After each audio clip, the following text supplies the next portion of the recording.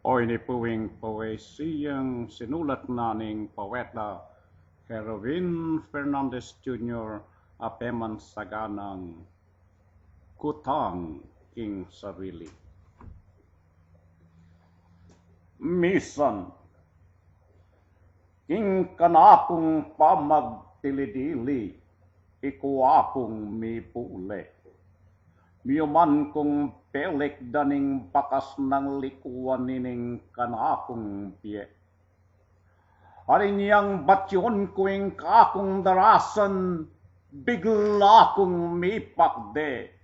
Uling ing ikit kumipait kong mangmang kuring mate. Iniyakutang kuking kakong sarili, nung sakalit mebiye, eko kaya pisa nung ining kapilian mi paraman kule.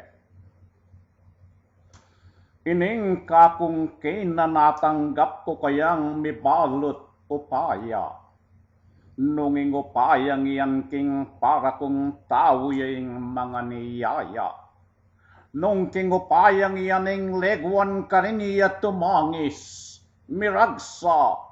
Nung ingopayang yan yutos na kanakong dalpakan ko na pa, itang katuliran na irayatik doring malatit may na, dapot mo sa ngaku, ing mailit sagakgak at lasing king tula. Ining kakaluluan, akako nga manat kakambal mipait, at tanggap ko kayang miblas king pibandyan malaguang penande.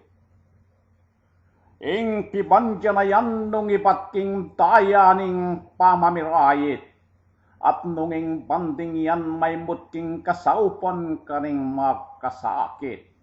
Nung iting pibandyan king lupa kong tawyapang manalipit, dapot musa nga ako. Enak kumibalik king pamagkasakit. Ining kamang mga akakong kesale king biling maluka, at tanggap ko kayang pialilan kabias nan malagwa. Nung iting kabias nan maging sandata king pamamiraya, nung iting kabias nan panakap keng mataking manintun sala. Nung king kabias nang iyan detang malalililakwas kong ilisya, dapot musa nga ako, itang talangan dak sampan kabang kapa. Mas buri ko nang manatilin ako king lugmang kabilian, nung sumangid ni tiya kong makasuyo, lugala akong suywa.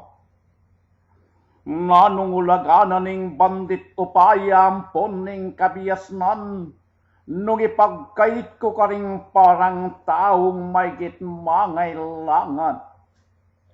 Maya papingeni, king sadya kong pili, kakong panandaman, malapit iya kako, itang mayupayang parati ko nga usan.